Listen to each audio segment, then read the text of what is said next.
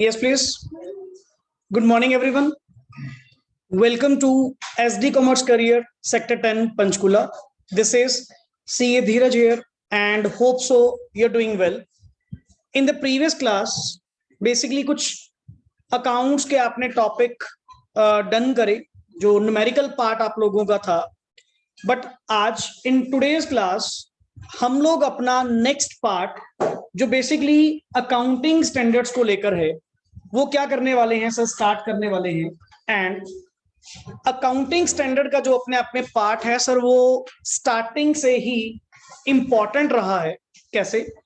क्योंकि सर जो भी एग्जाम आपके पास आएगा, उस एग्जाम के अंदर एक फिक्स्ड वेटेज जो रखने वाले हैं वो अपने आप में कौन है सर, अकाउंटिंग स्टैंडर्ड्स हैं. और इनके बिना आपका कोई भी एग्जाम सेट नहीं होगा. मिनिमम टू मिनिमम की अगर मैं बात करूं कि ग्रुप 1 के जितने भी आपके अकाउंटिंग स्टैंडर्ड्स हैं, first of all 8 accounting standards हमारे सिलेबस में हैं. क्लियर? एंड ये 8 अकाउंटिंग स्टैंडर्ड्स आपके एग्जाम के अंदर मिनिमम 25 मार्क्स की वेटेज रखने वाले हैं. क्लियर?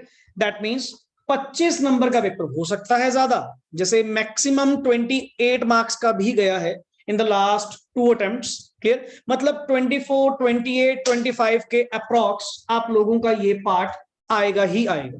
एंड इसके बिना आप अपना पेपर इमेजिन कर ही नहीं सकते. To be very clear from the day 1 आपको पहले ही बता रहा हूं, ये वाला पार्ट दैट मींस जो एग्जाम के अंदर सबसे पहले आपके पास क्वेश्चन नंबर 1 होगा. क्वेश्चन नंबर 1 के अंदर मैक्सिमम 3 पार्ट तो आपके अकाउंटिंग स्टैंडर्ड में से ही होंगे. दैट मींस जब आप एग्जाम ओपन करेंगे तो एग्जाम का सबसे पहला क्वेश्चन ही आपका किसके ऊपर होगा, अकाउंटिंग स्टैंडर्ड के ऊपर होगा.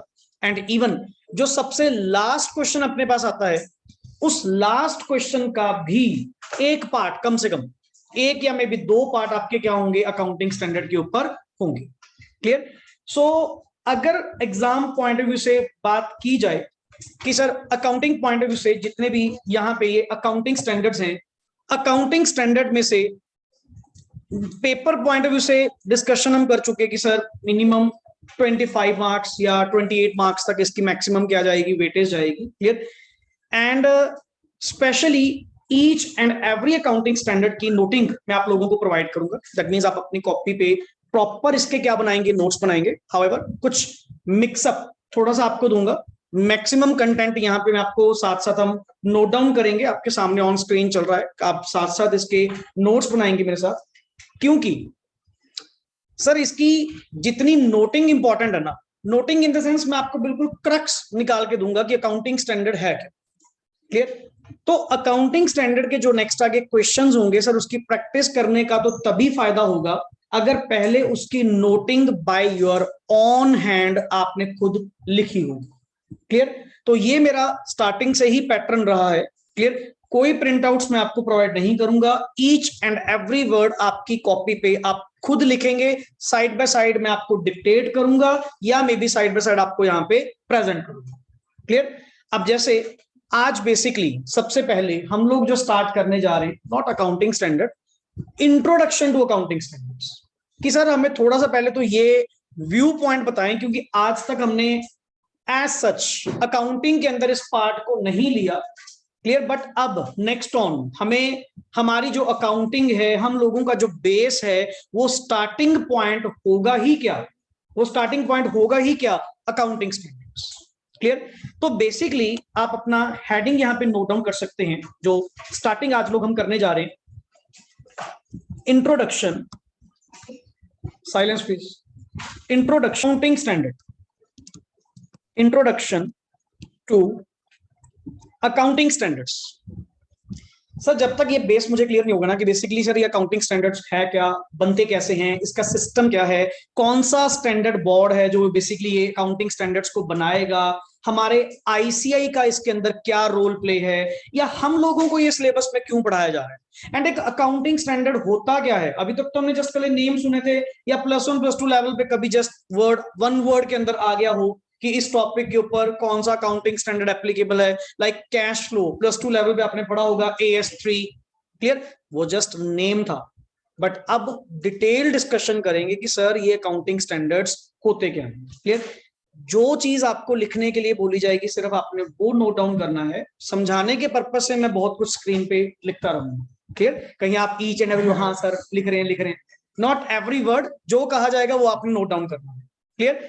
सो इंट्रोडक्शन टू अकाउंटिंग स्टैंडर्ड में एक बेसिक टर्मिनोलॉजी हम लोग यूज करते हैं, language of business. Basically sir business की जो एक लैंग्वेज है वो अपने आप में कौन सी लैंग्वेज, अगर मान लो आप बिजनेस के रिगार्डिंग टू फाइंड आउट करना चाहते हैं कि sir how much profitable your business is, how adequate your business is, I think so उसकी बिजनेस की जो एक लैंग्वेज है वो लैंग्वेज, प्राइम लैंग्वेज कौन सी है सर? अपने आप में अकाउंट। क्लियर? अब एक नॉर्मल पर्सन जिसको अकाउंटिंग की नॉलेज नहीं है उसके लिए sir trading account, profit and loss account and balance sheets are worthless. Clear? Worthless और यू कैन से यूजलेस। उसको समझ भी नहीं आएगा कि वो क्या चीज लिखी हुई है, कहां से ये चीज आई, हमें सर कोई नॉलेज नहीं होगी। बट सर वो स्टूडेंट जो कॉमर्स बैकग्राउंड से है, जिन्होंने अकाउंटिंग रीड आउट की हुई है, एटलीस्ट कम से कम जहां भी ये वर्ड्स यूज होंगे वो बिजनेस की टर्म्स को समझ पाएगा। क्यों?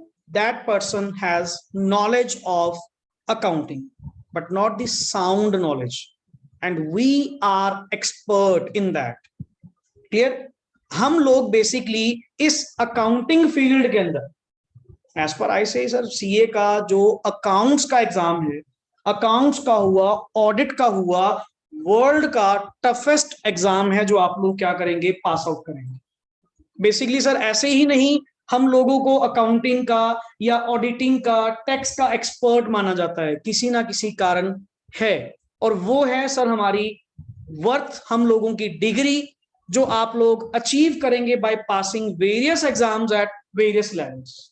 क्लियर? सो हमें वो बेसिक नॉलेज है कि वो बिजनेस की जो एडिक्वेसी है, वो बिजनेस की जो प्रॉफिटेबिलिटी है, वो बिजनेस की जो पोजीशन है वो कहां लाई करती है, ये हम लोग उसको समझ पाएंगे।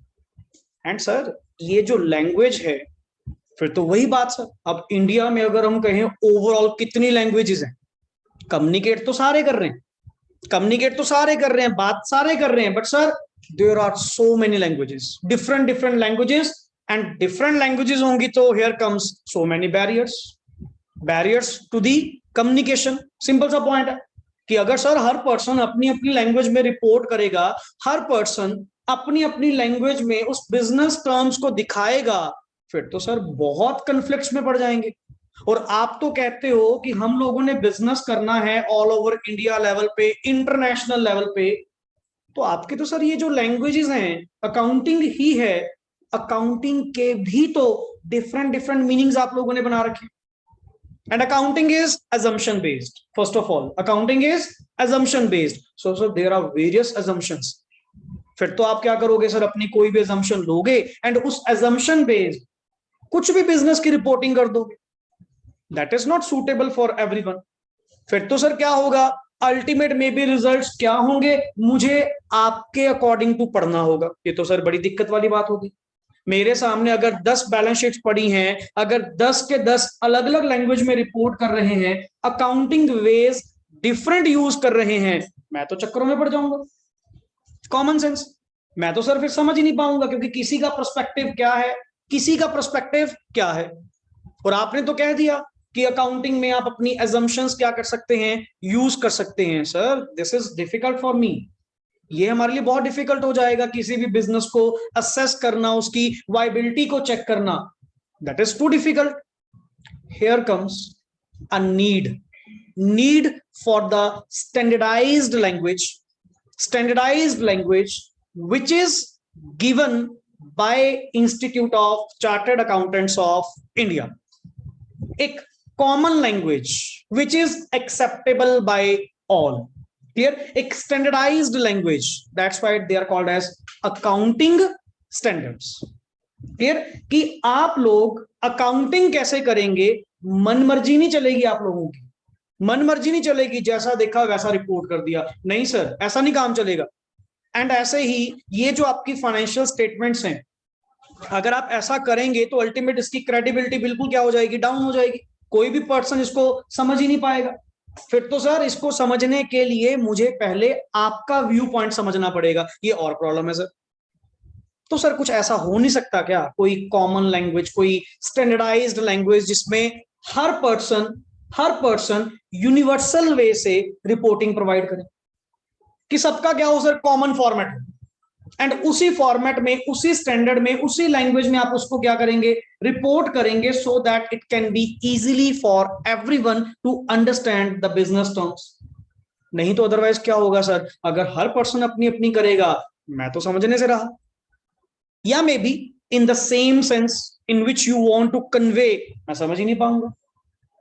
यहां पे नीड अराइज हुई कि सर ऐसे नहीं, फिर तो ऑल ओवर इंडिया हर पर्सन ही अपने आप में क्या अकाउंटिंग को जन्म देगा, नॉर्मल वर्ड्स में, ठीक है ना। मेन पर्सन जो थे अकाउंटिंग वो तो छोड़ो, ये अपनी ही अकाउंटिंग बना देंगे। हमें ऐसा काम नहीं चाहिए। हम आपको बताएंगे, हम आपको अकाउंटिंग स्टैंडर्ड्स देकर जाएंगे on each and every aspect.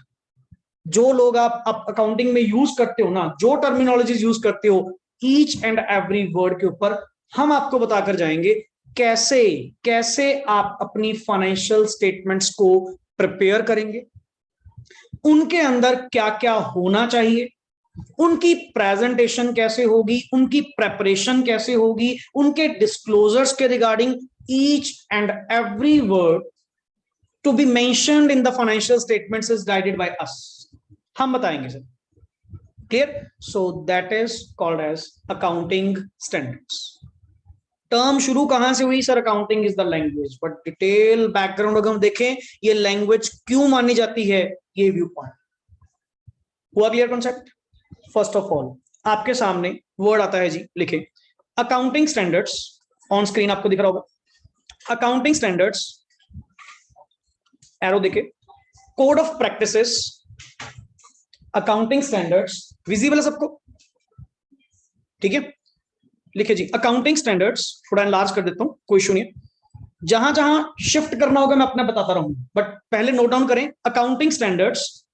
Sir ये अकाउंटिंग स्टैंडर्ड्स है क्या, एरो देखे, code of practices, code of practices, थोड़ी स्पेलिंग मिस्टेक होंगी, बहुत ही हमारा अच्छा स्टूडेंट था तो बीच बीच में amend, practices by the regulatory accounting bodies. Sir accounting standards कुछ नहीं है, कोड ऑफ प्रैक्टिस है। कोड ऑफ प्रैक्टिस मतलब जहां पे rules and regulation regarding the accounting आपको प्रोवाइड किए जाएंगे by the regulatory accounting bodies. Sir who is the regulatory accounting body, basically sir ICI in consultation with Nafra.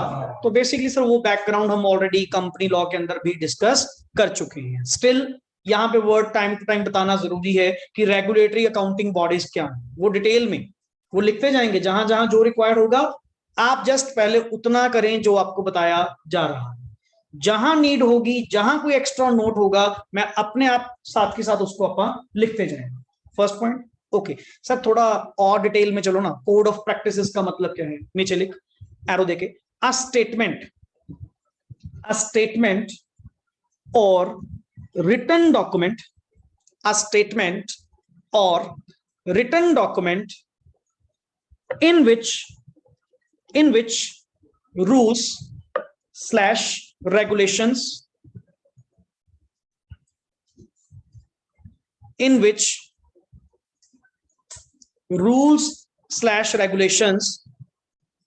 covering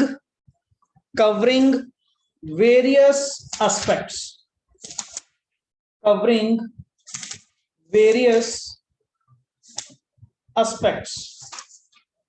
sir various aspects में क्या क्या word आया, various aspects means like number 1 measurement, number 2 treatment, number 3 presentation and number 4 disclosure. Measurement, treatment, presentation, disclosure. Sir एक बात बताओ, ये जो statement आपने बताई, ये जो रिटन पॉलिसी डॉक्यूमेंट है, व्हाटएवर जो भी आप अपनी सेंस में इसको कहना चाहो, क्लियर, इस डॉक्यूमेंट के अंदर जो रूल्स हैं, कौन से रूल्स एंड रेगुलेशन सर, कौन से rules and regulation sir, regarding measurement को लेकर, रिगार्डिंग ट्रीटमेंट को लेकर, रिगार्डिंग प्रेजेंटेशन, डिस्क्लोजर, जो आप लोग अपनी बुक्स में वैल्यू को मेजर करते हैं, उसका अकाउंटिंग ट्रीटमेंट करते हैं, उसकी प्रेजेंटेशन दिखाते हैं, एंड इवन डिस्क्लोजर्स जो आप कहते हैं कि मैंडेटरी होते हैं प्रोवाइड करने, ये एवरीथिंग इस अकाउंटिंग स्टैंडर्ड के अंदर आपको गिवन होगी। Clear? So basically a statement or written document in which rules and regulations covering various aspects like measurement, treatment, presentation and disclosure is called as accounting standard normally. Clear? And after that heading, what are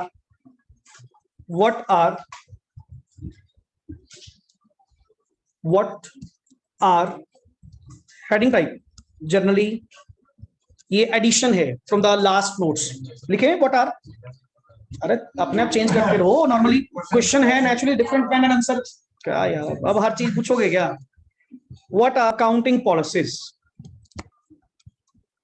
हमारी practice रही है, हर बार notes जो है वो क्या किए जाते हैं, रिवाइज किए जाते हैं। क्लियर? ये कंटेंट अगर प्रीवियस नोट्स में आप देखेंगे तो वहां पे आपको ये नहीं मिलेगा, ये फर्स्ट टाइम नेक्स्ट ऑन थोड़ी एडिशन का पार्ट बनाया गया कि सर एक काफी बार अकाउंटिंग के अंदर या नेक्स्ट ऑन ऑडिटिंग के अंदर ये टर्मिनोलॉजी यूज की जाती है, gap, GAAP, that is generally accepted accounting principles. Clear? And sir, our whole accounting is based on accounting principles, so which are generally accepted by everyone. Sir accepted इसीलिए हैं because accounting regulatory body ने इनको क्या कर रखा है, prescribe कर रखा है। नहीं हम कौन होते हैं मानने वाले, हमें मानना पड़ता है, हमें ये एक्सेप्ट करने पड़ते हैं, तो नाम इसका क्या दे दिया गया, जर्नली एक्सेप्टेड अकाउंटिंग प्रिंसिपल्स, जो मोस्ट ऑफ द अकाउंटिंग को क्या करते हैं, सपोर्ट करते हैं। क्लियर? लिखें, gap means answer means a common set accounting principles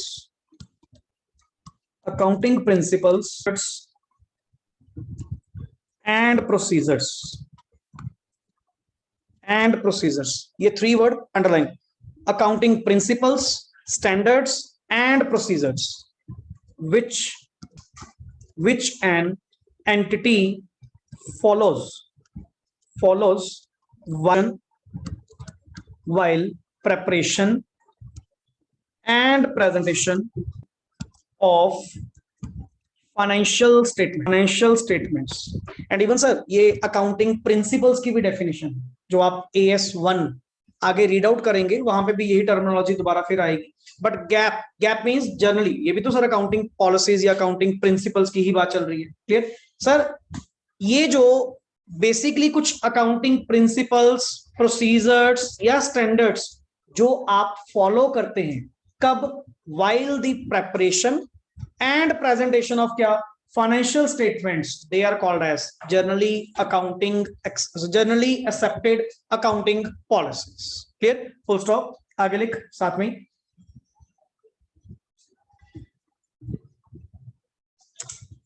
gap is, meaning तो वैसे बहुत एनलार्ज्ड है, it includes accounting standards and commonly accepted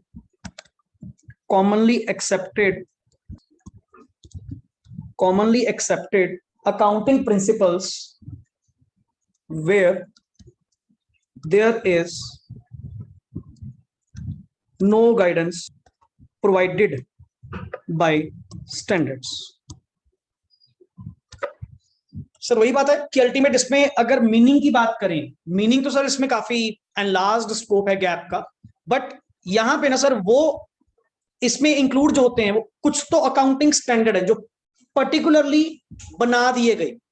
इसमें से जो गैप भी तो किसका, जो एएस है वो भी तो किसका पार्ट है, गैप का ही पार्ट है सर। वो तो पर्टिकुलरली बना दिए गए, इनकॉर्पोरेट कर दिए गए, बट जो कुछ पॉइंट्स ऐसे हैं जो स्टैंडर्ड्स के द्वारा गाइडेड नहीं है, तो वहां पे जो चीज स्टैंडर्ड्स के अंदर मेंशन नहीं है वो अकाउंटिंग के अंदर, वो चीज अकाउंटिंग के अंदर कहां से डील की जाती है, गैप के अकॉर्डिंग टू क्या की जाती है, डील की जाती है। कि सर देखो सिंपल सी बात, अगर तो स्टैंडर्ड है तो स्टैंडर्ड के अकॉर्डिंग टू आप ट्रीटमेंट करें। अगर स्टैंडर्ड पर्टिकुलरली उस पॉइंट के रिगार्डिंग कुछ गाइडेंस प्रोवाइड नहीं करता, then generally accepted accounting policies में जो लिखा हुआ है ना, जो कॉमन फ्रेमवर्क है, कॉमन फ्रेमवर्क के अकॉर्डिंग उसको क्या कर दीजिए, डील कर दीजिए। Clear? And all over India plus international level पे है तो ये generally accepted accounting policies, but names सबके क्या हैं, अलग अलग। जो इंटरनेशनल लेवल पे यूज किए जाते हैं, क्लियर, उनको वर्ड हम बोलते हैं जी IFRS। क्या? International financial reporting standards. International financial reporting standards, ये थे सर इंटरनेशनल लेवल पे। क्लियर? और जो नेशनल लेवल पे हमारे आते हैं, basically accounting standards, accounting standards. But now accounting standards के साथ एक नया पार्ट इंडियन अकाउंटिंग स्टैंडर्ड्स के नाम से, जिसको तुम वर्ड बोलते हो इंडेस। क्लियर? ये भी ऑल ओवर इंडिया क्या कर दिए गए हैं, चेंज कर दिए गए हैं। क्लियर? बट सर हमें इंटर लेवल पे, अपने लेवल पे यहां तक first of all accounting standards ही पढ़ाए जाएंगे। अकाउंटिंग स्टैंडर्ड्स की ही नॉलेज आपने क्या करनी है, गेन करनी है।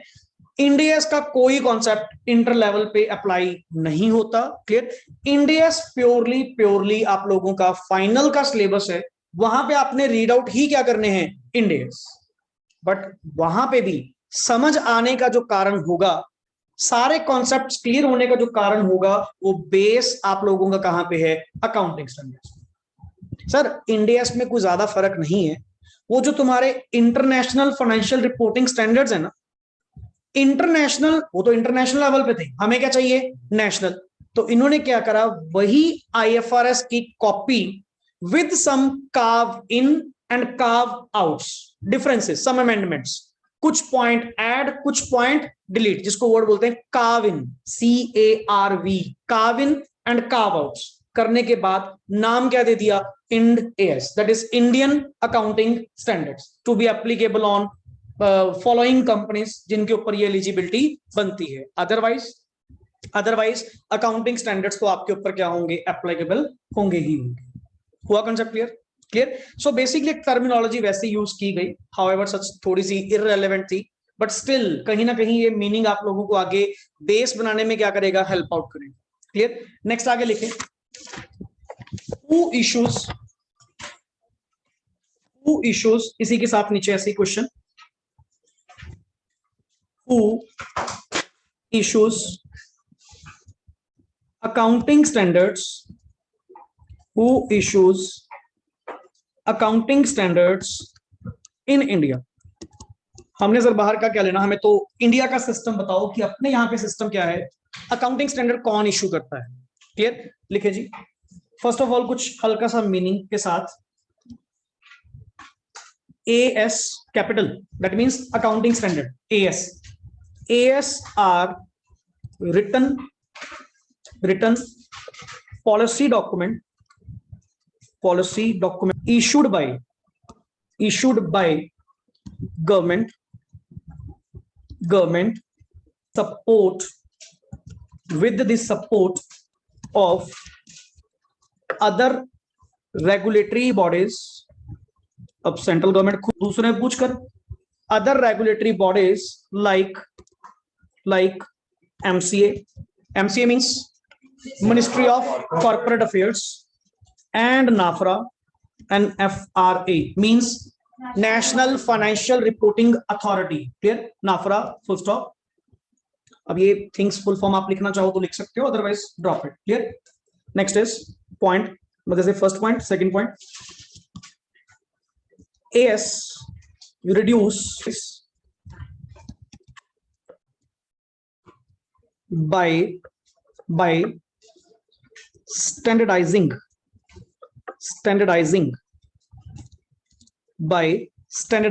वर्ड्स अच्छे यूज किए होते इन्होंने, बाय द रैशनैलिटी। ऐसा भी नहीं, रैशनैलिटी का मतलब क्या हुआ, क्या सर मतलब इन्होंने बिल्कुल ही फोर्सफुली कह दिया कल से आपको ऐसा करना होगा, नहीं sir. Each and every sector को ध्यान में रखते हुए एक स्टैंडर्डाइज्ड फॉर्म बनाए गए, एक स्टैंडर्ड्स आपके सामने रखे गए, जिसका मोटिव क्या है कि यूनिवर्सल लैंग्वेज बनाई जाए अकाउंटिंग को। ऐसे तो सर हर पर्सन अगर अपनी अपनी लैंग्वेज यूज करने लग गया, then it may leads to lot of confusion. फिर तो सर आप कंफ्यूजन में रहेंगे। कहते नहीं सर, रैशनलाइज्ड मैनर के बेसिस पे हर सेक्टर को ध्यान में रखते हुए एक स्टैंडर्डाइजिंग करो, थोड़ा सा एक सिस्टम सा बनाओ। वैसे भी ना जितने सर ये लॉट ऑफ पर्सन अपनी अपनी चला रहे हैं, हमें नहीं चाहिए ये सर। कल को कंफ्यूजन का ही क्या बनेंगे, पार्ट बनेंगे। आप एक कॉमन फॉर्मेट बनाओ, एक स्टैंडर्डाइज्ड फॉर्मेट बनाओ, जिसमें हर पर्सन क्या करेगा, प्रॉपर वे से रिपोर्टिंग करेगा। Clear? Rationality to ensure the comparability of financial statements of different enterprises. Full stop. ये कहीं ना कहीं हल्का सा उसका ऑब्जेक्टिव क्लियर करके गया कि ऑब्जेक्टिव क्या है बेसिकली अकाउंटिंग स्टैंडर्ड्स का। इसको इन शॉर्ट मैं दोबारा भी लिखवाऊंगा डायरेक्ट वर्ड्स, बट ये तो क्वेश्चन का पार्ट था ना बीच में। Clear? The institute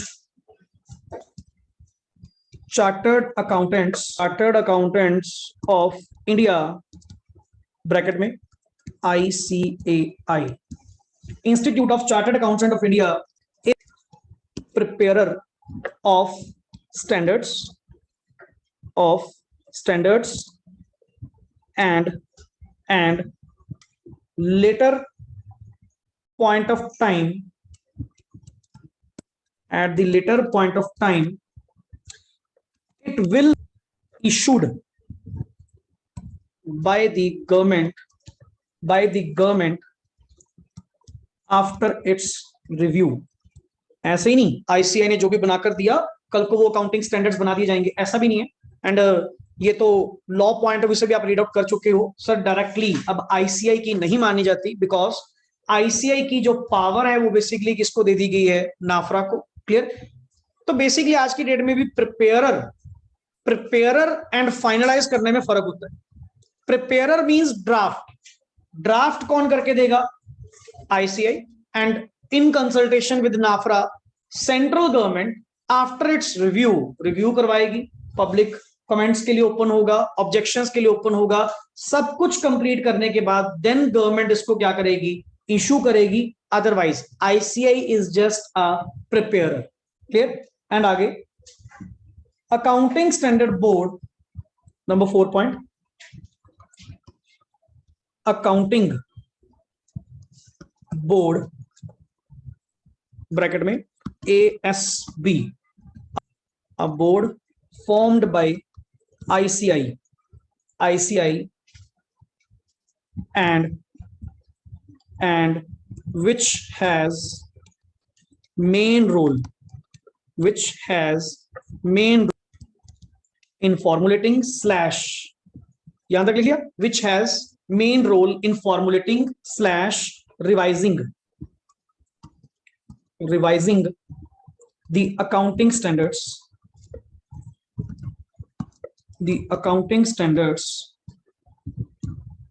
from time to time। Clear? So basically ICAI भी नहीं, ICAI का एक board by the name accounting standard board ASB। Clear? जो इन्होंने बोर्ड स्पेशली बनाया गया है, इनकी सर मेन ड्यूटी होती है सारे अकाउंटिंग स्टैंडर्ड्स को फॉर्मुलेट करना, बनाना, प्लस उनको टाइम टू टाइम क्या करना, रिवाइज करना। ये प्योरली ड्यूटी किसकी है, अकाउंटिंग स्टैंडर्ड बोर्ड की। हुआ क्लियर? 3 टॉपिक्स। पहला वर्ड आपने क्या पढ़ा सर, अकाउंटिंग स्टैंडर्ड है क्या, एक code of practice issued by किसके, issued by the regulatory bodies.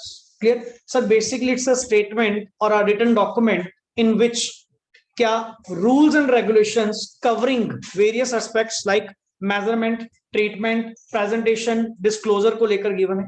And after that आपने क्या पढ़ा sir, what are generally accepted accounting policies and who issues accounting standards in India, ये हमने टॉपिक करे। आफ्टर दैट यहां पे सर ये वाला पार्ट हम ऊपर कर चुके हैं, ये ICAI ASB, ये आप लोगों ने नहीं करना। नेक्स्ट लिख importance of AS। Importance of as. हाँ, इंपॉर्टेंस ऑफ एएस, यहां पे तुझे डिफरेंट पेन दिख रहा है ना। इंपॉर्टेंस ऑफ एएस, एक तरफ कहते हो सर इंपॉर्टेंट मैटर्स को अलग चेंज, ये तो टॉपिक ही इंपॉर्टेंस है। Importance of AS, number one point क्या लिखा हुआ है जी? टू ब्रिंग क्या? Uniformity in accounting practice. To bring uniformity समझ गए वर्ड? यूनिवर्सलिटी, सेम, हर जगह ट्रीटमेंट क्या होना? सेम होना, that is called as uniformity in accounting practice. कि सर ऑल ओवर इंडिया हमारे जो अकाउंटिंग प्रैक्टिस हो वो हर जगह क्या होनी चाहिए? सेम होनी चाहिए। हर जगह क्या होनी चाहिए? सेम होनी चाहिए। पहला ऑब्जेक्टिव एएस का ये है, इसीलिए तो स्टैंडर्डाइजेशन करी गई। Number 2, to make the accounting comparable. To make the accounting comparable, accounting को कंपेरेबल करने के लिए, अकाउंटिंग को कंपेरेबल करने के लिए सर स्टैंडर्डाइज्ड फॉर्मेट होना बहुत जरूरी है। अगर स्टैंडर्डाइज्ड फॉर्मेट नहीं होंगे तो अल्टीमेट सर आप किसी भी डिफरेंट एंटरप्राइजेस को या इवन सेम एंटरप्राइजेस को आप कंपेयर ही नहीं कर पाएंगे, आपके रिजल्ट्स क्या करेंगे? वेरी करेंगे। Clear? And number 3, to increase the credibility of financial statements. Financial statements की क्रेडिबिलिटी को बढ़ाने के लिए अकाउंटिंग स्टैंडर्ड्स को क्या किया जाता है? फॉलो किया जाता है। यहां तक क्लियर? 2-3 पॉइंट्स ऑलरेडी आ चुके थे, वो जो अपने पीछे पॉइंट रीड आउट किया, to make it comparable, to bring uniformity, but still अलग से एक पॉइंट डील कर लिया गया। सर समटाइम्स इंपॉर्टेंस पूछी जाए तो इंपॉर्टेंस में ये पार्ट। क्लियर? ये अकाउंटिंग स्टैंडर्ड्स को आप समझो sir, accounting standards purely numerical नहीं है, प्योरली थ्योरेटिकल नहीं है, दोनों मिक्स होंगे सर। कुछ पार्ट, ये तो चलो अपनी इंट्रोडक्शन है, आज का तो सारा होगा ही थियरी, इसमें तो न्यूमेरिकल बहुत ही कम है। क्लियर? बट नेक्स्ट ऑन जो अकाउंटिंग स्टैंडर्ड्स हैं वो तो सर अपने आप में बहुत बढ़िया concept based and each and every point वहां पे लॉजिक बेस्ड। ये तो आज आप जस्ट नी पत्थर रख रहे हैं, फाउंडेशन कर रहे हैं काइंड ऑफ, कि अकाउंटिंग स्टैंडर्ड स्टार्ट करने जा रहे हैं तो पहले बता तो दो अकाउंटिंग स्टैंडर्ड होते क्या है, क्यों कर रहे हैं। Clear? Because lot of time paper जो लास्ट हमारे 4-5 अटेम्प्ट्स के थे, एक क्वेश्चन इनमें से भी आ गया। अब बच्चे क्या करते थे? स्टार्टिंग पढ़ते नहीं, इंट्रोडक्शन पढ़ी नहीं, डायरेक्टली स्टार्ट कर दिए एएस 1 2 3 वो पढ़ने स्टार्ट कर दिए कि क्वेश्चन उनमें से आएगा। साथ में बेसिक्स में से भी क्वेश्चन पूछ लिया कि पहले ये बता एप्लीकेबिलिटी ऑफ एएस क्या है, वो बता किन किन के ऊपर ये अकाउंटिंग स्टैंडर्ड्स एप्लीकेबल होंगे, तेरे एएस का ऑब्जेक्टिव क्या है। वहां पे थ्योरेटिकली वो ब्लैंक तो अपने होने थे क्योंकि सर उन्होंने इंट्रोडक्शन पढ़ी नहीं। इसीलिए फ्रॉम द फ्यू अटेम्प्ट्स हम लोग इसको भी बीच में पार्ट लेने लग गए। क्या जाता है सर एक लेक्चर का, एक एक्स्ट्रा लेक्चर ही लगेगा, कोई दिक्कत नहीं है, इसको भी पार्ट बनाओ, ये भी रीड आउट करो साथ में। हुआ क्लियर? आगे चलिए, आपके सामने एक नीचे ये दिख रहा होगा ना जो कंटेंट है, इससे पहले क्वेश्चन ऐड कर, ऊपर आप लिखें क्वेश्चन, मैं यहीं पे अमेंड कर देता हूं। यहां पे सबसे पहले आप लिखेंगे क्वेश्चन, फिर ये आंसर बनाएंगे। नीचे क्वेश्चन है sir, what is the duty statutory auditor, हालांकि ये तो आपको आता है, फॉर कंप्लायंस। सर एक बात बताओ, क्या स्टैट्यूटरी ऑडिटर की कोई ड्यूटी होती है कि वो एएस के साथ कंप्लायंस करे? बताइए, क्या स्टैट्यूटरी ऑडिटर की कोई ड्यूटी होती है कि वो अकाउंटिंग स्टैंडर्ड्स के अकॉर्डिंग को कंप्लायंस करे? कौन से सेक्शन में? 129 तो ऑडिटर पे लगता ही नहीं है sir. First of all it is the duty of the management, not the duty of auditor. Auditor का काम होता है रिव्यू करना, चेक करना। ऑडिटर का काम होता है उसके ऊपर अपनी ओपिनियन क्या करना, एक्सप्रेस करना। तो ये मेरी ड्यूटी नहीं है अकाउंटिंग स्टैंडर्ड्स के साथ कंप्लायंस करवाना, मेरी ड्यूटी है मैनेजमेंट के द्वारा जो फाइनेंशियल स्टेटमेंट्स बनाई जा रही हैं।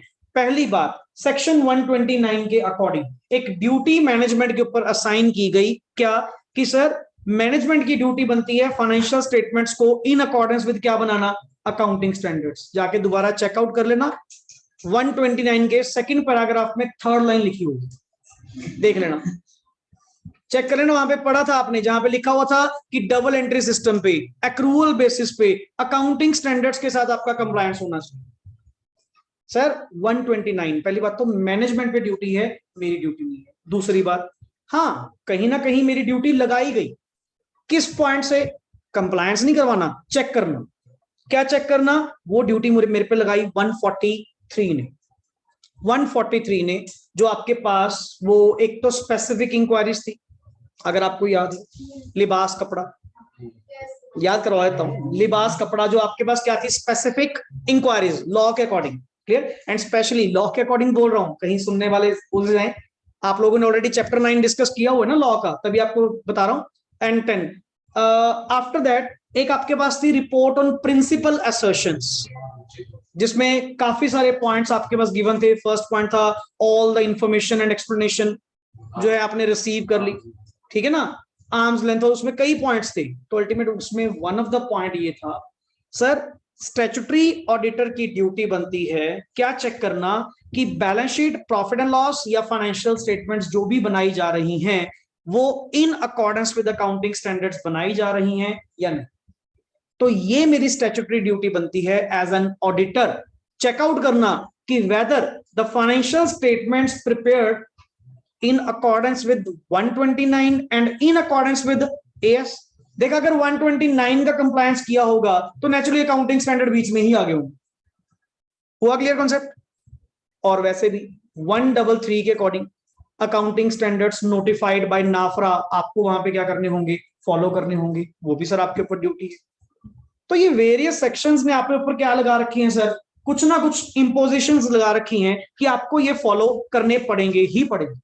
बट सर ये तो कंपनीज में था, कंपनीज में था, कंपनीज में तो वैसी स्ट्रिक्टनेस होती है। जो नॉर्मल फर्म्स हैं, नॉर्मल प्रोप्राइटरशिप्स हैं या अदर काइंड ऑफ ऑर्गेनाइजेशंस हैं, वहां पे सर इतना स्ट्रिक्ट वे से अकाउंटिंग स्टैंडर्ड्स को फॉलो नहीं किया जाता। कंपनी के केस में तो करने पड़ेंगे सर। एंड आपने पढ़ा भी है, मोस्टली कंप्लायंसेस लगते ही किसके ऊपर है, कंपनीज के ऊपर। पार्टनरशिप फर्म के ऊपर हमने आज तक नहीं देखा जी अकाउंटिंग स्टैंडर्ड लगता हुआ। या बेसिकली आप ये कह सकते हैं कि हम लोगों को जो अकाउंटिंग पढ़ाई गई है स्टार्टिंग से, वो पढ़ाई ही अकाउंटिंग स्टैंडर्ड्स के अकॉर्डिंग गई है कि आपको अलग से मेंशन करने की जरूरत ही नहीं है। जो भी आप करेंगे वो कर ही अकाउंटिंग स्टैंडर्ड्स के अकॉर्डिंग रहे।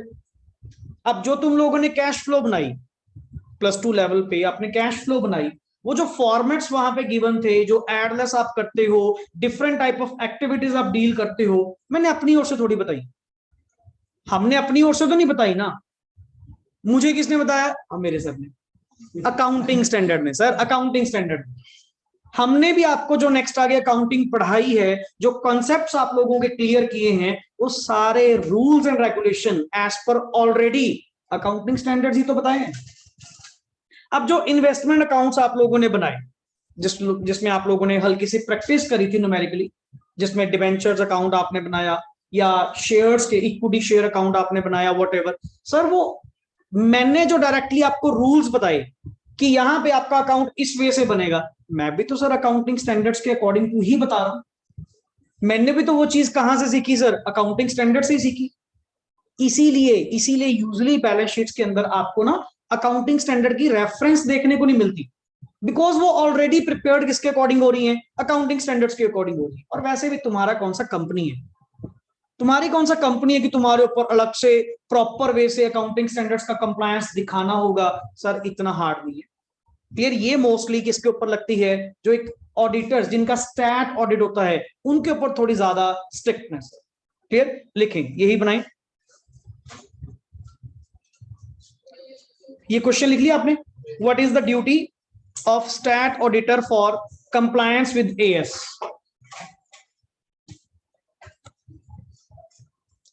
यहां पे मैं एक वर्ड ऐड कर रहा हूं, ड्यूटी टू रिपोर्ट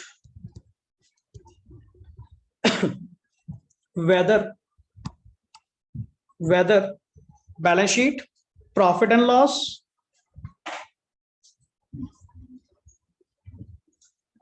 कहने का मतलब financial statements prepared, MGT management, ऊपर मैनेजमेंट है कि मैनेजमेंट ने जो फाइनेंशियल स्टेटमेंट्स प्रिपेयर की हैं, अब कुछ कुछ वर्डिंग साथ में अटैच अपने हो जाती है, ये एरोस देना मतलब नेक्स्ट ऑन मीनिंग ड्रॉ किया करो कि मैनेजमेंट ने जो एफएस बनाई है क्या 129 के according in accordance with accounting standards बनाई है। ये ड्यूटी किसकी थी? मैनेजमेंट। क्लियर? मेरी ड्यूटी जो बनती है सेक्शन 143 के according, 143 of the companies act 2013,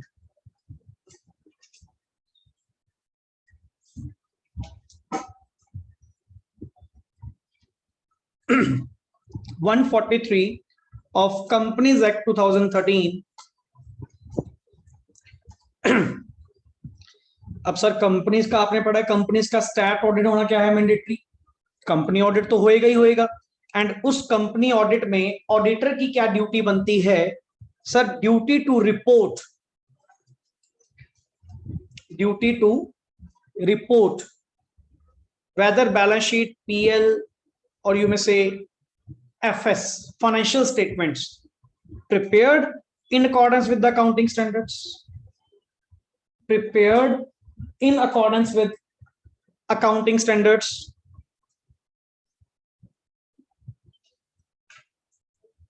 prepared in accordance with accounting standards. Done? Clear? चलिए जी नेक्स्ट आगे कर रहा हूं। वैसे मैं आपको पहले बता देता हूं, ऐसा एक चार्ट आपने ड्रॉ करना है, समझ गए? तो पूरी स्पेस आप अपनी यूज करना, but please neat and clean हो, कोई किसी तरह की कटिंग मत करें। क्लियर? मैक्सिमम आपके सामने पड़ा है एक एक्स्ट्रा वर्ड यहां पे लेवल 4, लेवल 4 भी। क्लियर? साथ साथ चेंजेस जो होंगी, चेंजेस आपको बता दी जाएंगी स्टार्टिंग में। ऊपर लिखे सबसे पहले heading applicability of, applicability of, applicability of, ये चार्ट तो इतने, हाँ बड़े आराम से, ये तो ये रहा 4-5 लाइन्स का तो है। Applicability of accounting standards. अब हम ना सर अपनी एंटिटीज की डेफिनेशन लिखने जा रहे हैं, which is most important.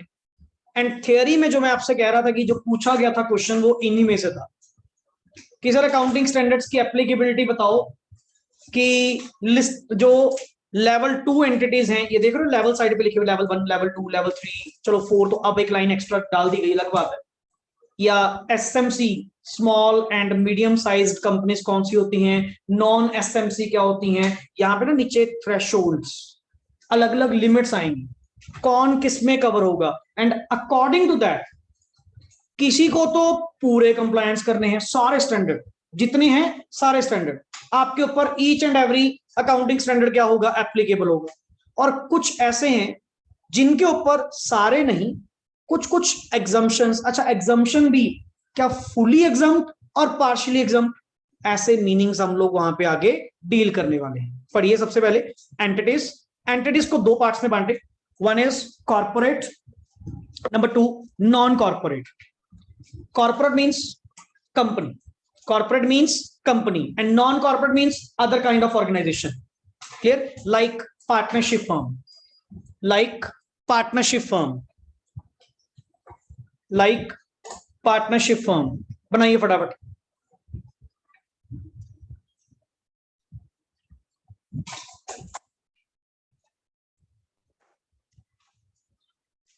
Corporate, non corporate, अरे स्केल स्कूल छोड़ो, इतना तो हाथ से कर लो, एंड लग के ड्राइंग करने,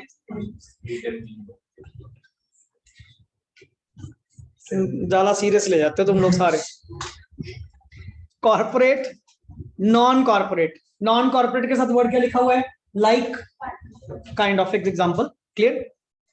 कॉर्पोरेट के 2 पार्ट्स, कॉर्पोरेट में 2 parts, one is small and medium sized companies, जिसको टर्म क्या यूज की गई? SMC, SMC, small medium sized companies, small medium sized companies.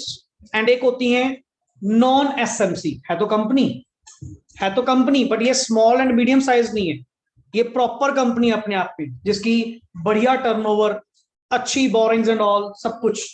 और कहने का मतलब क्या है, मैं आपको जो डेफिनेशन लिखवाऊंगा वो कौन से लिखवाऊंगा, एसएमसी की। जैसे कहते हैं स्मॉल कंपनी कौन सी है, जो स्मॉल नहीं होगी वो नॉर्मल कंपनी होगी। तो हम लोग डेफिनेशन जो लिखेंगे यहाँ पे वो किसके लिखेंगे, एसएमसी की। सर अगर ये कंडीशंस नीचे, ये कंडीशंस फुलफिल होंगी तो वो आपकी एसएमसी कंसीडर होगी। क्लियर। तो कॉर्पोरेट के अंदर दो वर्ड थे, SMC, non SMC. Non corporate के अंदर चार, level 1, level 2, level 3 and level 4। और ये अब ब्रैकेट इकट्ठी कर देना तीनों के ऊपर। क्लियर, ये तीनों के ऊपर कर देना फ्यू एएस एग्जामिनेटेड। ध्यान रखना कहीं गलती कर दो। सर जो तो एसएमसी है पहला, फ्यू एएस एग्जामिनेटेड, फ्यू एएस एग्जामिनेटेड। और इधर से जो आपकी नॉन एसएमसी है और इधर से जो लेवल 1 एंटिटी है, all accounting standards needs to be complied. मतलब सारे, each and every accounting standard आपको क्या करना होगा, फॉलो करना होगा। क्लियर। एंड नेक्स्ट उधर से level 2, level 3 and level 4। Level 2, level 3, level 4, इनमें सबके नीचे फ्यू अकाउंटिंग स्टैंडर्ड्स या फ्यू एएस एग्जामिनेटेड, फ्यू एएस एग्जामिनेटेड। हाँ जी, हो गया डन यहां तक एवरीवन।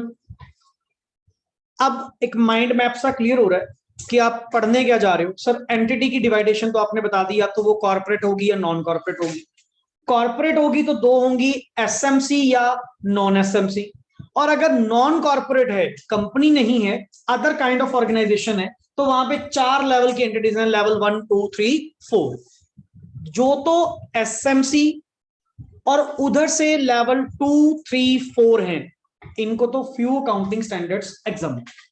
और जो तुम्हारी नॉन एसएमसी है एंड लेवल 1 एंटिटीज हैं, इनके ऊपर तो स्ट्रिक्टली सर सारे अकाउंटिंग स्टैंडर्ड्स क्या होंगे, फॉलो होंगे।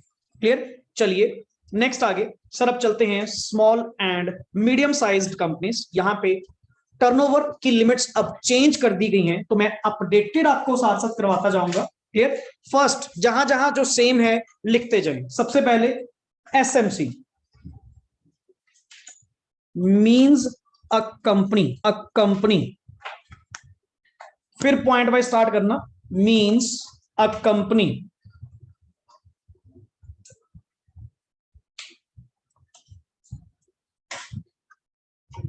आप आगे हुज वर्ड अटैच करते जाना, हुज इक्विटी। अब अपने वर्ड ऊपर लिखते हैं ना, मींस अ कंपनी, तो हमें अब थोड़ी लैंग्वेज सही कर ही लेते हैं। Means a company whose equity और डेट सिक्योरिटीज, इक्विटी और debt securities are not listed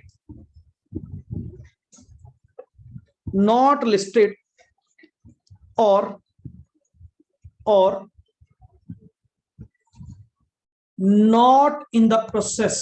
इन्होंने लैंग्वेज अपनी शॉर्ट कर दी और भी आगे, एक ही बार में वर्ड नॉट लिख के एंड लगा दिया, बट हम अलग अलग पूरी प्रॉपर लैंग्वेज लिखेंगे। मैं दोबारा रिपीट कर रहा हूं, हुज इक्विटी और debt securities are not listed और not in process of listing on any stock exchange,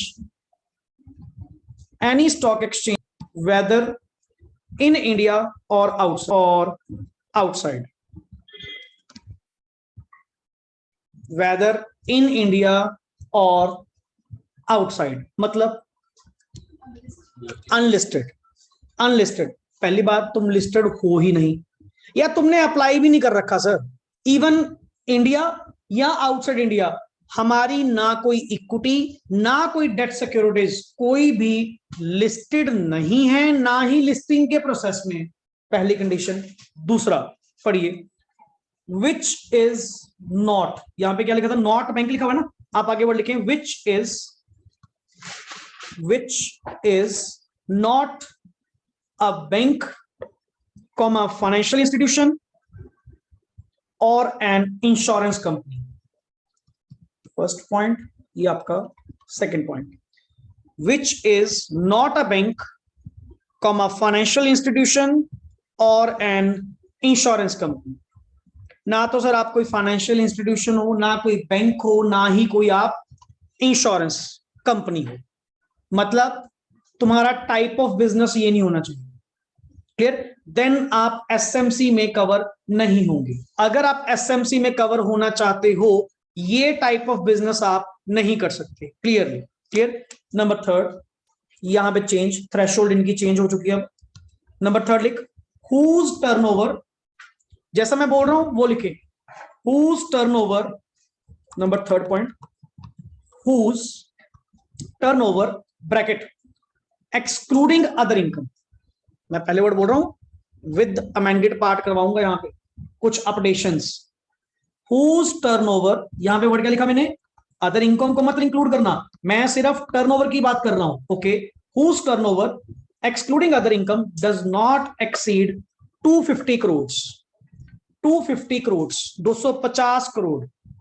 पहले लिमिट थी 50, बट अब अपडेटेड लिमिट आज की डेट में कितनी है, 250. 250 crore in the immediately at any time. नहीं आएगा वर्ड, क्या क्या गलती ये हुई है उत्तर रिकॉर्डेड वाली. देख क्या वर्ड लिखा लास्ट आपने, 250 crore in the immediately preceding accounting year. In the immediately preceding accounting year. एक बार पॉइंट दोबारा पढ़े, नीचे पढ़ना. Whose turnover excluding other income does not exceed 250 crores in the immediately preceding accounting year. हाँ जी, क्लियर है आपको. जिसकी turnover excluding other income in the preceding financial year, preceding accounting year does not exceed कितना, 250 करोड़, वो SMC की definition में cover होगी. आगे next, which does not have, number 4 point, which does not have borrowings. Borrowings के बाद bracket, borrowings के बाद ब्रैकेट, यहां पे ब्रैकेट, बोरोइंग्स ब्रैकेट में लिख, इंक्लूडिंग पब्लिक डिपॉजिट्स. सर वही है, हर बार ये कुछ ना कुछ अकाउंटिंग स्टैंडर्ड बोर्ड चेंज करता रहता है, इसीलिए हमें हर बार अपने अकाउंटिंग स्टैंडर्ड के नोट्स क्या करने पड़ते हैं, रिवाइज करने पड़ते हैं.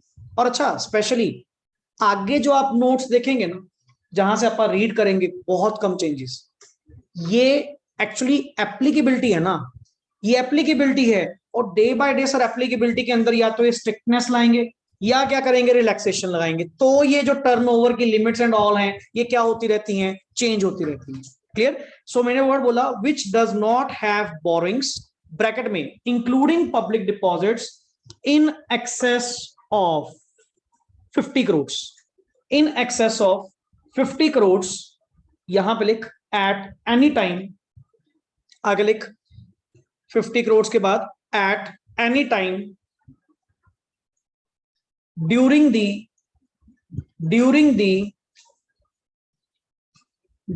The immediately preceding accounting year. अरे सर, बोरिंग्स में वर्ड चलता होता है एट एनी टाइम, बोरिंग्स में चलता होता है word at any time. Turnover में थोड़ी, टर्नओवर तो हमेशा लास्ट एंड में 31 मार्च को देख कितनी टर्नओवर थी, बट बोरिंग्स 31 मार्च को नहीं, पिछले साल में कभी भी, पिछले साल में कभी भी अगर तेरी बोरिंग्स 50 करोड़ से ऊपर गई, सर आप एसएमसी नहीं. फाइनेंशियल ईयर लास्ट वाला, preceding accounting year, preceding financial year, current का थोड़ी देखेंगे, प्रीसीडिंग का ही देखेंगे. Clear? And last, 4 conditions clear हुई. And last, which is not, which is, fifth point, which is not holding और सबसी company of a company of a which is not a SMC, which is not a SMC. ये meaning बता दो last का. कोई भी company भाई एक एक करके ऐसे नहीं.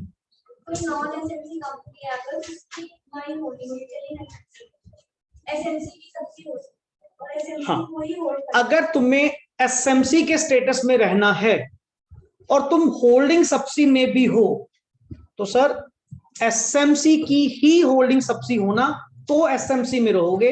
अगर किसी नॉर्मल कंपनी की तुम होल्डिंग या सब्सिडरी हो तुम एसएमसी नहीं बन सकते। अगर तुम्हें एसएमसी का स्टेटस लेना है, क्लियर, जिसकी भी बात कर रहे हो, x limited, let it be clear, x limited की अगर हम बात कर रहे हैं sir, which is not a holding, मैं जिसकी तुम बात कर रहे हो एक्स लिमिटेड, मैं किसी ऐसी नॉर्मल कंपनी की होल्डिंग सब्सिडी नहीं हूं, क्लियर, तो मैं एसएमसी के स्टेटस के अंदर आ सकता हूं। बट अगर मान लो एक्स लिमिटेड जो एसएमसी का स्टेटस ऑब्टेन करना चाहती है, ये ऑलरेडी किसकी सब्सिडरी है, एक नॉन एसएमसी की, एक नॉन एसएमसी की क्या है, सब्सिडरी है, तुम नहीं माने जाओगे, तुम एसएमसी की कंडीशन में आ ही नहीं सकते, क्योंकि कंडीशन क्या थी, आप किसी नॉन एसएमसी की होल्डिंग सब्सिडी नहीं होने चाहिए। लिख हिंदी में, लिख साइड पे, आप किसी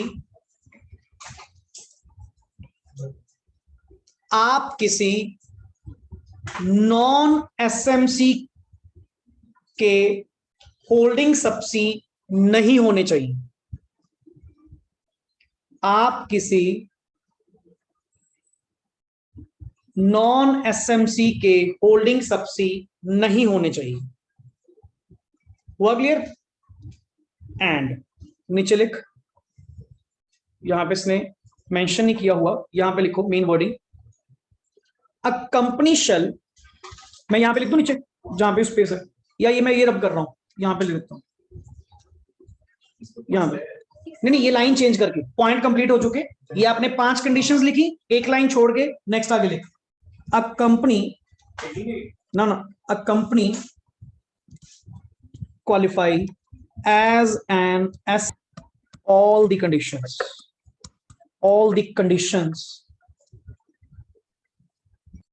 satisfied as at the relevant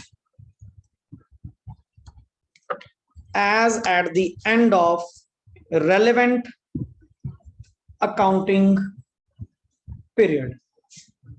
relevant जिसकी तुम बात कर रहे हो सर, सिर्फ एक पिछला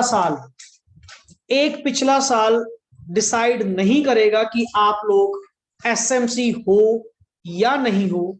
ये कंडीशंस जो हैं रेलेवेंट अकाउंटिंग पीरियड में, जो आपका करंट ईयर जो चल रहा है, जो आपका करंट ईयर एंड होगा, व्हाटएवर, क्लियर, फाइनेंशियल्स तो उसके बाद ही प्रिपेयर होती है ना, पहले तो सिर्फ बुक्स बनती हैं, फाइनेंशियल्स बननी स्टार्ट ही कब होती हैं, जब मार्च एंड होगा। तो सर रेलेवेंट अकाउंटिंग पीरियड में आप ये सारे क्राइटेरिया, सारी कंडीशंस क्या करेंगे, चेकआउट करेंगे, जो जो वर्ड लिखा हुआ है वो। और मैंने कहा है सारी कंडीशन, सिर्फ टर्नओवर एंड बोरिंग्स के केस में पिछले साल इमीडिएट प्रीसीडिंग वर्ड लिखा था, प्रीसीडिंग फाइनेंशियल ईयर की turnover and borings at any time क्या करेंगे, चेकआउट करेंगे। बाकी कंडीशंस जो हैं वो इस साल के एंड पे देखोगे ना। क्या सर आपके जो शेयर्स वो लिस्टेड हैं? ना सर, हम प्योरली अनलिस्टेड हैं। दूसरी, क्या आप कोई बैंकिंग, फाइनेंशियल इंस्टीट्यूशन या कोई इंश्योरेंस कंपनी का काम करते हो? नहीं सर, ऐसा कुछ नहीं है। टर्नओवर और बोरिंग्स मैंने पिछले साल की चेक कर ली, वो भी बिल्कुल क्राइटेरिया के अंदर है। पांचवा सर, ना ही हम किसी नॉन एसएमसी के होल्डिंग या सब्सिडी। अब ये कंडीशन तो आपको साल के एंड में चेक करनी पड़ेगी ना, मे बी शायद 31 मार्च को या 30 मार्च को ही किसी दूसरी नॉन एसएमसी ने आपके शेयर परचेज कर लिए। तभी कह रहा हूं रेलेवेंट अकाउंटिंग पीरियड के एंड पे खड़े होकर ये सारी कंडीशंस आपने क्या करनी है, चेकआउट करनी है। अगर पांचों कंडीशंस फुलफिल होंगी देन आप एसएमसी की डेफिनेशन में क्या होंगे, कवर अप होंगे। ध्यान दो, बाकी जगह वर्ड था प्रीसीडिंग फाइनेंशियल ईयर, यहां वर्ड क्या लिखा हुआ है, रेलेवेंट अकाउंटिंग पीरियड। रेलेवेंट जिसकी तुम बात कर रहे हो, जहां पे तुम स्टेटस लेना चाहते हो, उस साल की बात कर रहे हैं, करंट ईयर की बात कर रहे हैं। करंट ईयर के एंड में ये सारी कंडीशंस चेक कर और अपना पता कर ले कि आपको कंप्लायंस करने हैं या नहीं करने, कौन से फॉलो करने हैं, कौन से नहीं करने। और वैसे भी ड्यूरिंग द ईयर आपकी एफएस थोड़ी बनेगी, क्लियर। ड्यूरिंग द ईयर जो एफएस बनती है वो किसकी बनती है? लिस्टेड वालों की बनती है, और लिस्टेड में तो पहले दिन से सारे मैंडेटरी हैं। तुम तो कौन हो? एसएमसी। तो तुम्हें तो अपना स्टेटस फिर वो लास्ट में देखना पड़ेगा। लास्ट वर्ड आज का लिखे, फुली एग्जम्प्टेड कौन कौन से? Fully exempted as, fully exempted as, हाँ इसी के पर्टिकुलरली जो फुली एग्जम्प्टेड है, AS3, AS17, fully exempted AS, AS3, AS17। मतलब जो टर्नओवर और बोरिंग्स को थोड़े काफी कंडीशंस है, वो 31 मार्च को लास्ट, वो किसके साथ? वो पिछले के थोड़ी देखेंगे। वो करंट ईयर। मैं आप करंट ईयर की बात कर रहा हूं ना। आपको जी पिछले में होल्डिंग सब्सिडी थे, इस बार हैं, तो इस बार तुझे एसएमसी कहां से दे दूंगा मैं? तभी तो कह रहा है रेलेवेंट अकाउंटिंग पीरियड में, वो भी एंड में। फुली एग्जम्प्टेड एएस में कौन है? AS3, AS17, AS21, 23, 25, ये तो फुली एग्जाम 100%, कुछ नहीं करना, कुछ नहीं करना। आगे limited exemption, limited exemption, limited exemption, AS15, AS19, 15, 19, 20, 28, 29 and 25 and 25। 25 कुछ केसेस में क्या होता है, पार्शियल एग्जम्पशन में भी है, और क्लियरली कईयों में तो सर फुली एग्जम्पशन के अंदर। क्लियर? ये डिपेंडिंग ऑन, अच्छा कईयों में था सम पैराग्राफ्स एप्लीकेबल होते हैं, सम पैराग्राफ्स क्या कुछ भी एप्लीकेबल नहीं होता, तो इसने दोनों तरफ क्या कर दिया, कवर कर दिया। क्लियर? 25 होता है एंटायरम फाइनेंशियल रिपोर्टिंग के ऊपर, जो एएस है 25। 3 ना डिविडेंड नहीं, एंटायरम फाइनेंशियल रिपोर्टिंग, जिनकी क्वार्टरली फाइनेंशियल रिजल्ट्स बनती हैं। ये जो आप देखते हो स्टॉक मार्केट में ये क्वार्टरली आते हैं ना, उनके केस में आईएफआर एप्लीकेबल होता है। 3 आपका कैश फ्लो, 17 सेगमेंट रिपोर्टिंग, 21 ये आपका 21, 23 कंसोलिडेशन के ऊपर है, होल्डिंग सब्सिडी वाला। जब तुम होल्डिंग सब्सिडी हो ही नहीं तो तुम्हारे पे लगेगा ही क्यों? क्लियर? 15 इंप्लॉय बेनिफिट, नहीं इनके केस में लगेगा। 19 लीजेस, 20 ईपीएस, 28 इंपेयरमेंट, 29 आप लोगों का नेक्स्ट, हमारा काम है डेली का, इसलिए याद है। 29 कंटिजेंसीज के ऊपर। क्लियर? एंड 25 आपको बताई दिया आईएफआर। ऐसे वर्ड टू वर्ड याद करवा दूंगा, चिंता ना करें। ईच एंड एवरी वर्ड, पूरे के पूरे अकाउंटिंग स्टैंडर्ड जितने हैं वर्ड टू वर्ड आपको याद हो जाएंगे। बट सर तभी कह रहा हूं कॉपी पे अपनी नोटिंग करें, स्पेशली करें, चाहे क्लासेस एक्स्ट्रा लग जाए उससे मेरे को फर्क नहीं। ये पार्ट मुझे पता है, ये पार्ट आप लोगों को अकाउंट्स के अंदर क्या दिलवाएगा, एग्जम्पशन दिलवाएगा। अगर ये पार्ट मेरा सिक्योर्ड है ना सर, अकाउंटिंग स्टैंडर्ड मैं कहता हूं जहां क्वेश्चन दिखा कर दो, कोई क्वेश्चन नहीं छोड़ना, ना स्कैनर ना मॉड्यूल, कहीं से मिले मैक्सिमम प्रैक्टिस कर कि ये क्या है, ये 25-28 नंबर तक मेरे बाहर नहीं जाएंगे, गारंटी है। वारंटी भी नहीं, गारंटी है, और गारंटी ऐसे नहीं मिलती। क्लियर? बहुत स्ट्रीक होना पड़ेगा ताकि एग्जाम, और ये सर फेवरेट, ये भी समझो आईसीआई के फेवरेट हैं ये, फिर भी कहीं ना कहीं से एक आधा क्वेश्चन, एक आधा, ज्यादा नहीं, बाकी आपके कंट्रोल में होंगे, एक आधा क्वेश्चन पक्का कहीं ना कहीं से निकाल के फिर ले आएंगे। कमी थोड़ी है क्वेश्चंस की, बट वही बात है, अगर आप लोगों का कॉन्सेप्ट अच्छे से होगा, ईच एंड एवरी वर्ड, अगर आप इतना कह रहे हैं जी यहाँ पे 1.5-2 पेजेस जितने भी आपने लिखे, नेक्स्ट क्लासेस से फर्क पड़ेगा, आज अपनी बेस थी। क्लियर? जितने भी लिखे कम से कम तसल्ली है सर, ये पेज घर जाके अगर जस्ट 5 मिनट भी देख लेना, सारा कॉन्सेप्ट रिवाइज हो जाएगा। इसीलिए स्टार्टिंग से हमारी आदत है सर इसके प्रिंटआउट्स नहीं, ये तो 1 to 1 एंड ईयरली 1 टाइम मैं हमेशा नए बैच को रिवाइज करवाता हूं, लिखवाता हूं। ड्यूरिंग द ईयर जो आते हैं, इन बिटवीन जो आते हैं, वो प्रिंटआउट्स के थ्रू ही चलेंगे। देन इतनी मेहनत दोबारा नहीं पॉसिबल। क्लियर? ये भी आप लोगों के साथ ही है कि बैठकर इनको दोबारा, तेरे सामने देख चेंजेस बार कितनी आ रही, कुछ तो इनके कारण, कुछ इनके कारण, ठीक है ना, कुछ तो लिखा ही प्रॉपर नहीं हुआ, व्हाटएवर। अदरवाइज मेरे एक स्टूडेंट और है, मेरी कॉपी है नहीं, मैंने स्कैन करने हैं वो काफी मैंने अमेंडेड, वो बिल्कुल लेटेस्ट लिखवाए थे, उसमें से करवाऊंगा। ये तो for the time being upon start कर लिया, फ्रॉम द नेक्स्ट लेक्चर हम उसी में से क्या करेंगे, कंटिन्यू करेंगे। क्योंकि जितने अपडेटेड हो ना, वही हम लोगों के लिए बेनिफिशियल होगा, कहीं पुरानी प्रोविजन बढ़ते रहे उसका क्या फायदा। Is that clear? ओके जी। सो नेक्स्ट ऑन, यहां से आज हमने सिर्फ एसएमसी की डेफिनेशन करी, अब बचा नॉन एसएमसी। तो पता ही है सर, जो एसएमसी नहीं है, लेवल 1, लेवल 2, लेवल 3 एंड 4, ये कुछ डेफिनेशन है जो नेक्स्ट लेक्चर में, मतलब इंट्रो का एक लेक्चर और होगा, इंट्रो का एक लेक्चर और होगा। After that we will start accounting standard number 1, 1, 2, 3 ये आपके हैं क्लियर। इधर से 10 और 11, 12, 13 कितने हुए? 7। एक और है, एक कौन सा रह गया? मैंने कौन सा बोला? 1, 2, 3, 10, 11, 12, 13। एक आई थिंक सो 26 पहले में ही है शायद, नहीं इंटेंजिबल्स के ऊपर। एक मिनट अभी बता देते हैं, तो यही था सारे। सॉरी 16, 26 नहीं 16 बोरिंग कॉस्ट, वो आपके सिलेबस। 26 आपका ग्रुप 2 में, ये वाला क्लियर। चलिए जी ठीक है, rest we will do in the next part. And अभी आपकी अकाउंट्स की क्लास है, कुछ 1-2 क्वेश्चंस आपने करने हैं शायद।